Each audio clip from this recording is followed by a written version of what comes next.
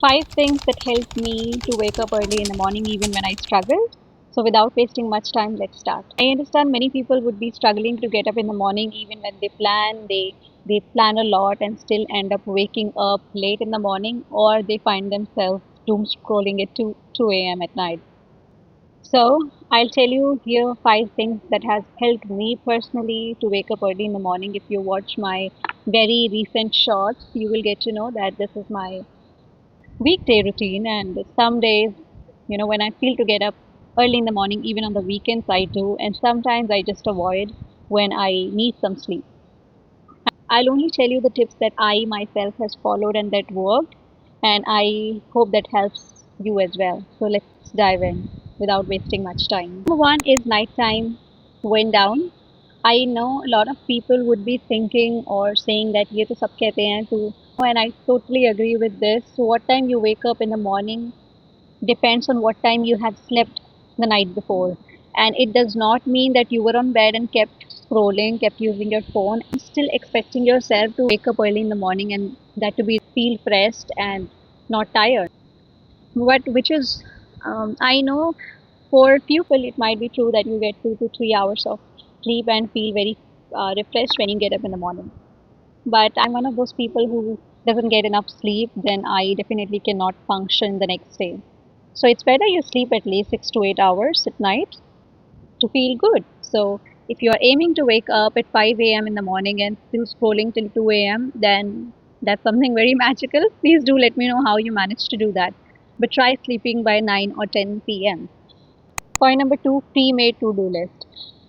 I know there might be some people who would say to plan a day before in advance, basically, to make the next day good or organized.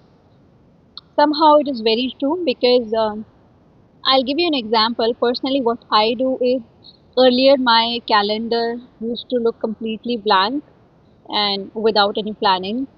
However, from the past 6 7 months, I started organizing, started making to-do list before even I sleep. So by 8 or 7 p.m., sometimes in the afternoon, if I have already things to do the next day, for an example, if I get some tasks to be completed the next day, I just simply put that on my calendar so that I remember what I have to do the next day. So you need to make things very clear if you want to wake up early in the morning. So for instance, when your alarm rings at 5 or 6 a.m. and you remember that you have already planned things to do today, then you would barely feel to sleep again because you would know that if you wake up late, then again you might end up missing these things, and you'll have to do it maybe later someday. So this is the reason a few days when I actually forget to write or plan or to write a list for the next day, I honestly do not feel to get up in the morning because I know, yeah, there is nothing to do. Why do I have to wake up in the morning? But when I have already planned it, then there's barely any chance you will sleep again.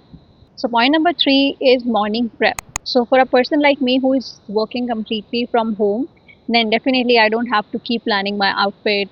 I don't have to keep planning maybe my bag or anything like that.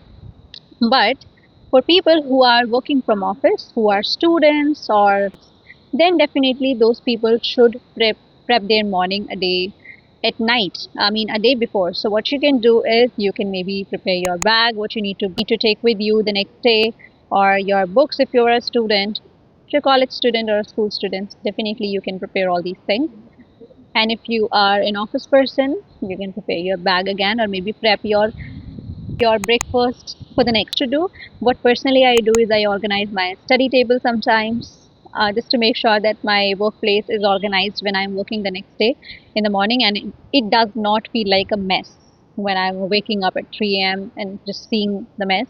So I don't like feeling that, and sometimes I just fill my water bottle, put it on my table, and anything that I have to drink in the morning, I just put it on my table to make sure that it just feels very good.